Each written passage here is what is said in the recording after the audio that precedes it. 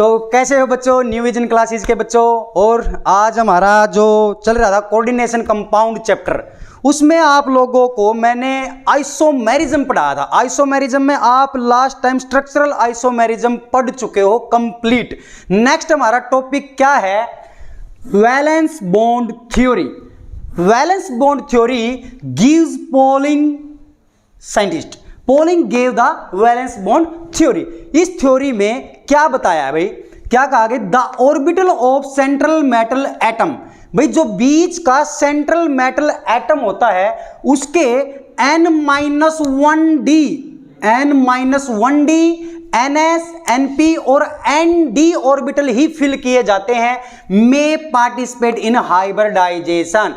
Means that भाई जो central metal atom होता है हाइब्रिडाइजेशन के दौरान सेंट्रल मेटल के n-1d, ns और np और nd ही ऑर्बिटल पार्टिसिपेट करते हैं। सेकंड, अगर वैलेंस बॉन्ड थ्योरी की बात करें, now the newly found hybrid orbital, जो नए ऑर्बिटल बनते हैं of central metal atom will now overlap with orbital of ligand. Means that now the newly found, जो नई हाइब्रिड ऑर्बिटल बनी है सेंट्रल मेटल की, विल नाउ, उनकी ओवरलैपिंग किसके साथ होगी? उनकी बॉन्डिंग किसके साथ होगी? जो with the orbital of ligand. Ligand जो सामने से ligand central metal orbital hybrid orbital के ऊपर अटैक करेगा, हाइब्रिड ऑर्बिटल के ऊपर अटैक करेगा, लिगेंड के ऑर्बिटल ओवरलैप हो जाएंगे सेंट्रल मेटल एटम के हाइब्रिड ऑर्बिटल के साथ। ये सेकंड पॉइंट है भाई हमारा। अब अगर थर्ड पॉइंट की बात करें,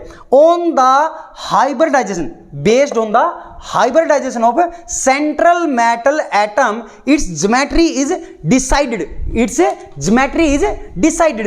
भाई जिसकी जो अगर हाइब्रिडाइजेशन के बेस के हिसाब पर, हाइब्रिडाइजेशन बेस्ड जो सेंट्रल मेटल है उसकी ज्योमेट्री डिसाइडेड होती है। जैसे अगर हम बात करें कोऑर्डिनेशन नंबर अगर 4, किसी भी कॉम्प्लेक्स का कोऑर्डिनेशन नंबर अगर 4 है तो वो दो प्रकार से कॉम्प्लेक्स, दो टाइप की हाइब्रिडाइजेशन शो करेगा। दो प्रकार की कैसे?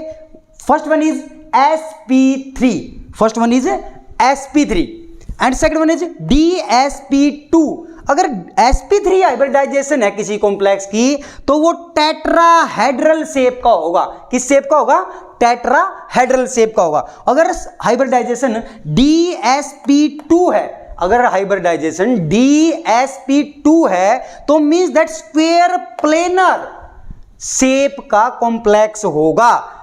अगर हम नेक्स्ट बात करें किसकी? कोऑर्डिनेशन नंबर 6, किसी भी कॉम्प्लेक्स का कोऑर्डिनेशन नंबर अगर 6 है तो उसमें भी sp3d2 टाइप का हाइब्रिडाइजेशन मिलेगा, d2sp3 टाइप का ऑर्बिटल मिलेगा आपको, और d2sp3 को हम penultimate, means that penultimate shell कह सकते हैं। Penultimate shell means that n-1d orbital fill होंगे और sp3d2 हाइब्रिडाइजेशन होगी तो वो आपकी वैलेंस सेल होगी।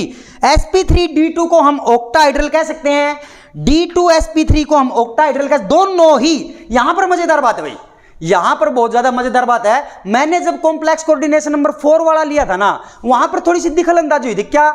sp3 टेट्राहेड्रल और dsp2 स्क्वायर प्लेन, अलग अलग आपकी हाइब्रिडाइजेशन और अलग अलग शेप के कॉम्प्लेक्स मिल रहे थे। लेकिन अगर हम बात करें कोऑर्डिनेशन नंबर 6 की, कॉम्प्लेक्स नंबर जिसका कोऑर्डिनेशन नंबर 6 है, वहां पर हमें किस प्रकार की हाइब्रिडाइजेशन मिलेगी? sp3 और d2 और d2sp3। इस टाइप के जो शेप होती है कॉम्प्लेक्स की वो दोनों में ऑक्टाहाइड्रल शेप होती है। ऑक्टाहाइड्रल में क्या है? ऑक्टाहाइड्रल का क्या मतलब है? d, ये जो d ऑर्बिटल पार्टिसिपेट कर रहा है ये वैलेंस सेल का होगा, और वैलेंस सेल वाले को हम बोलेंगे आउटर सेल कॉम्प्लेक्स। इसलिए इसे क्या बोलते हैं?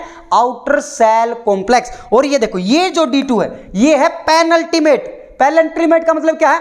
वैलेंस सेल के अंदर भी वाली सेल, वैलेंस सेल के आउटर मोस्ट सेल के अंदर वाली सेल को हम पेनल्टीमेट सेल कहते हैं, जिसे हम n-1d से रिप्रेजेंट करते हैं। हम इनर सेल कॉम्प्लेक्स कहते हैं। क्या कहते हैं? Inner shell complex. अब बात करते हैं those compound that have those compound that have n-1d orbital in hybridization is called inner cell complex, whereas जबकि nd orbital in hybridization are those complex, वह complex जो that do not have n-1d orbital in hybridization are called outer cell complex, are called outer complex। जो मैंने यहां repeat किया coordination number 6 वाले compounds में, वही बात मैंने यहां बताई आप लोगों को।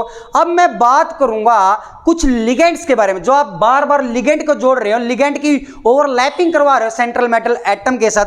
अब मैं बात करूं लिगेंड्स के अंदर क्या बताया भाई, स्ट्रॉन्ग और वीक, दो प्रकार के लिगेंड होते हैं, स्ट्रॉन्ग और वीक। अब मैं स्ट्रॉन्ग लिगेंड्स के कुछ एग्जांपल की अगर बात करूं, ammonia, cobalt, pyridine, ethylene diamine, cyanide, nitro और nitroso plus monoxide, nitro monoxide. अगर हम वीक लिगेंड की बात करूं, फ्लोरीन, क्लोरीन, ब्रोमीन, आयोडीन।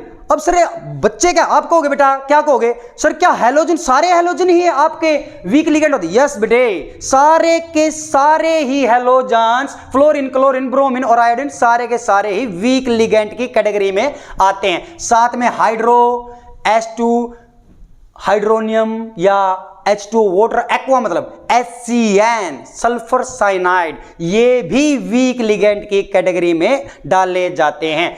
अब मैं बात करता हूं वैलेंस बैंड थ्योरी इन कंपाउंड हैविंग कोऑर्डिनेशन नंबर 4।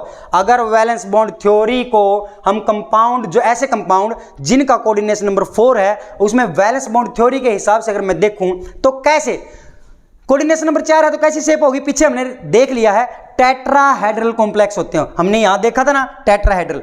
तो टेट्राहेड्रल कॉम्प्लेक्स में हाइब्रिडाइजेशन क्या रहेगी, you already know about that, sp3। sp3 में क्या है, एक एग्जांपल लेके देख लेते हैं। निकल सेंट्रल मेटल होगा और 4 क्लोरीन उसके साथ अटैच कर दी भाई मैंने, मींस दैट निकल के ऊपर कितना चार्ज है। अब मैं निकल का चार्ज निकालने लग गया, निकल का अगर मैं चार्ज निकालने लग जाऊं तो निकल को मान लो x मान लेता हूं, निकल को हमने मान लिया x प्लस में 4 क्लोरीन है और हर क्लोरीन के ऊपर -1 का चार्ज होता है, 4 × 1 इजिकल टू में पूरे के ऊपर -2 है इजिकल टू में -2। अब यहां देखो x - 4 equal to -2, x equal to -2 + 4 क्या आ गया, टोटल चार्ज x की वैल्यू 2 आई ना, तो आपके निकल के ऊपर +2 का चार्ज हो गया। और निकल की अगर मैं बात करूं एटॉमिक नंबर की 28 होता है भाई, और +2 चार्ज है। +2 चार्ज कैसे आया, अब इसकी हाइब्रिडाइजेशन देखेंगे, पहले इसकी कॉन्फ़िगरेशन करके देख लेते हैं एटॉमिक नंबर की। 28 निकल गए तो आपको 3d 4s और 4p ऑर्बिटल तक जाएगा। अगर मैं बात करूं 4s2 तक 20, 21, 22, 23, 24, 25, 26, 27, 28। अब हमें पता है कि ये वैलेंस सेल वाले आपके इलेक्ट्रॉन निकल जाते हैं, इसीलिए इसके ऊपर +2 का चार्ज आया है। और ligand are weak in nature, इसके ऊपर वीक लिगेंड ने अटैक किया है, वीक लिगेंड जोड़ने की कोशिश कर रहे हैं। अब वीक लिगेंड क्या करेंगे, वीक लिगेंड के क्या वीक, मैं उदाहरण देके बताऊंगा। वीक लिगेंड क्या हुआ, वीक लिगेंड के दादा दादी, मम्मी पापा उसके, और खुद वीक लिगेंड और उसके चाचा चाची, वीक लिगेंड और उसकी वाइफ, ये 4 है। 4 के 4 किसी होटल में रहने लग गए और होटल पर जाके होटल वाले को बोले, क्या बोले भाई, सर हमें रूम चाहिए। तो वो बोले कि 3rd फ्लोर तो भाई फिल है पूरा, आपके लिए 4th फ्लोर और 5th फ्लोर ये ही वैकेंट है अगर आपको लेने हैं तो वीक लिगेंड क्या बोलेगा, भाई नहीं मेरे तो दादा दादी के घुटनों में दर्द है, तो उनके लिए तो मुझे 3rd फ्लोर पे रूम चाहिए। नुके देखो जी मैं तो कुछ कर नहीं सकता, आखिरी रूम में जो बंदे हैं ना उनसे आप कंफर्म कर सकते हो, इस इलेक्ट्रॉन से कंफर्म कर सकते हो। तो वीक लिगेंड उस इलेक्ट्रॉन के पास गया, भाई आप मेरे दादा दादी के घुटनों में दर्द, क्या आप ये रूम छोड़ सकते हो? वीक लिगेंड बोला दरवाजे बोले, अरे ओ चल ना तू, यहाँ घुटनों में दर्द आ गया, मैं नहीं छोड़ूंगा, भाग, यहाँ रैप्टे लगेंगे तेरे को। भाग गया भाई वहां से, भाई वीक लिगेंड है, उनके आगे क्या बस चला गया, ये तो बड़े खतरनाक है। दादा दादी को बोलता जाके, दादा दादी आप यहीं नहीं रह लो, एक कमरा ऊपर चढ़ जाया करो, लेकिन यहाँ नहीं, यहाँ तो गुंडे बसते हैं। तो भाई उन्होंने क्या कहा, 4s और 4p में ही उन्होंने इनको मर्ज करके सारा एक सेट रूम बना लिया, उसमें चारों के चारों क्लोरीन के लोन पेयर यहां ट्रांसफर हो गए और ये एज इट इज रहा, इसलिए ये अनपेयर्ड इलेक्ट्रॉन है और इन्होंने पूरा एडजस्टमेंट कर लिया। तो शेप इसकी कैसी रहेगी, क्लोरीन एक निकल सेंट्रल मेटल है, ऊपर दिखाई दे रहे हैं, ये यहां पे लोन पेयर दे रहा है, ये यहां पे लोन पेयर दे रहा है, ये यहां पे। शेप इसकी कैसी है आपको पता है, tetrahedral. Because of unpaired electron this complex is paramagnetic, this complex is paramagnetic type का होता है। दैट्स इट भाई, ये आपका वैलेंस बॉन्ड थ्योरी में हम पढ़ चुके हैं, valence bond in compound having coordination number 6। और कल हम बात करेंगे कोऑर्डिनेशन नंबर 6 की, कोऑर्डिनेशन नंबर 4 की बात कर ली, टेट्राहेड्रल कॉम्प्लेक्स की बात कर ली, स्क्वायर प्लेनर की बात करेंगे और कोऑर्डिनेशन नंबर 6 वाले कंपाउंड की और उनके शेप ऑफ ऑर्बिटल्स की कल बात करेंगे। आज का ये लेक्चर हमारा यहीं समाप्त होता है। न्यू विजन क्लासेस के बच्चों, ओके।